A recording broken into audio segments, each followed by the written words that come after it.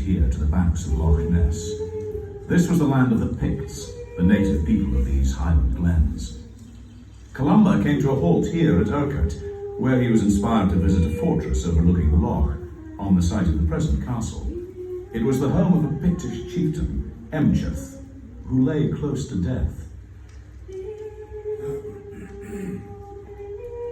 The Irish saint had come here from his island sanctuary of Iona and was on a mission to convert the Picts to Christianity.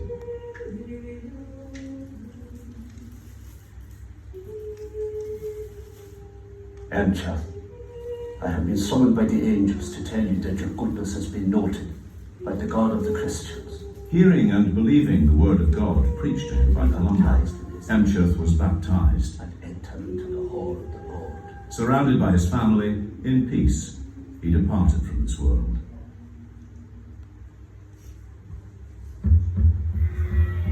More than 6 centuries after Columba's visit, this land had become part of the kingdom of the Scots. By 1250, a mighty stone castle stood here on the rocky promontory at Urquhart, guarding the loch. The king had granted the castle of Urquhart with its vast estate to Sir Alan Durwood. When Sir Alan was in residence at his castle, he would spend much of his time in the hills and glens, hunting deer and wild boar.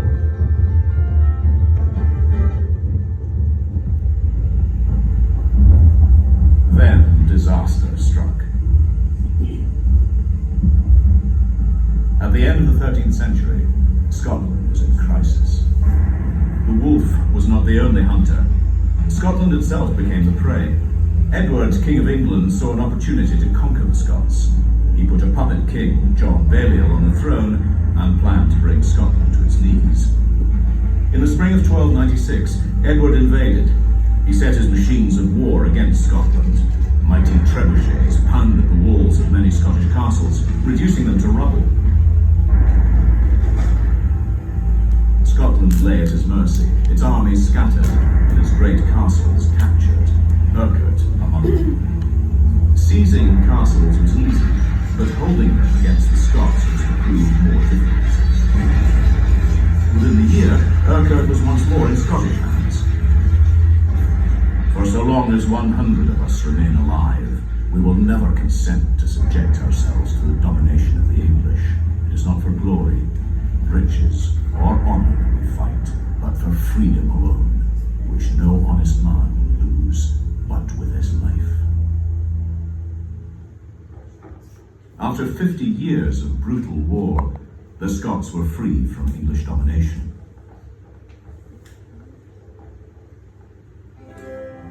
Peace returned to Scotland, and the inhabitants of Glen Urquhart were able to resume a normal life.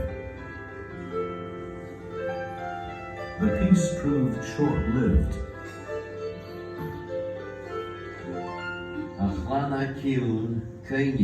From the west came the MacDonalds. Their ancestors were part Irish and part Norse. They had become the most powerful of the Highland clans.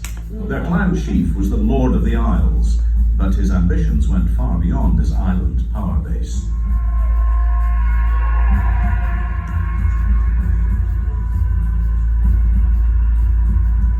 The clansmen of the Lord of the Isles came out of the west and stormed the castle. Sweeping all before them, they took the castle by fire and sword.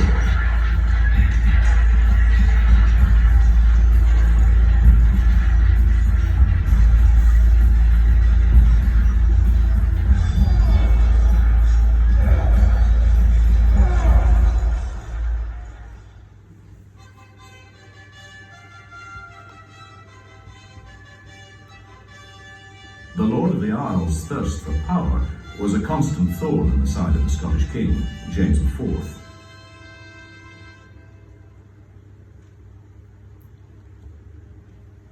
In an attempt to stop their ambitions, he stripped the MacDonalds of all their lands and titles. He had other plans for the castle and lands of Urquhart. Know ye that for the increase of our rental and the promotion of good government in the lands, we have given, granted, and by this present charter confirmed to John Grant the lands of Urquhart with the castle.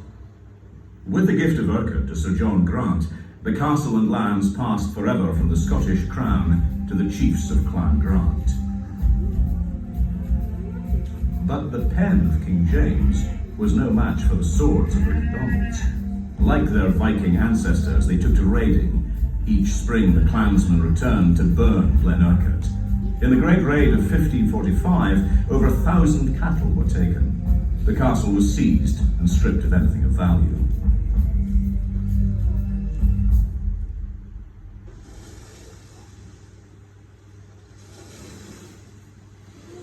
The Great Raid proved to be the last the castle inhabitants saw of the men from the west. In the peace that followed, the Lairds of Grant set about the task of rebuilding their shattered castle. They built this stately tower that would serve as a suitable residence for this noble family.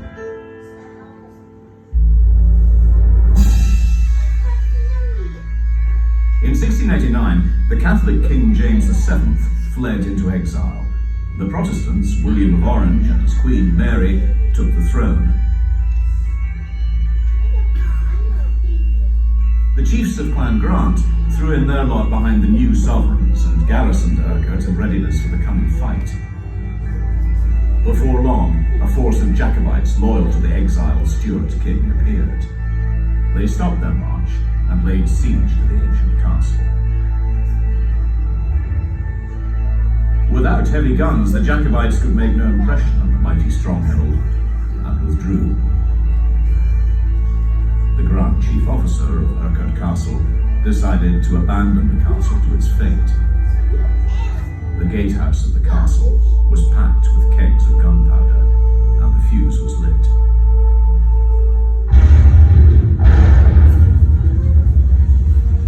A brief moment in time ended a story that had begun with Columba's visit over 1,000 years earlier.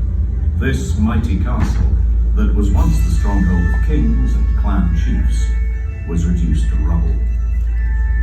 The Grant Highlanders marched out of the castle for the last time, and Urquhart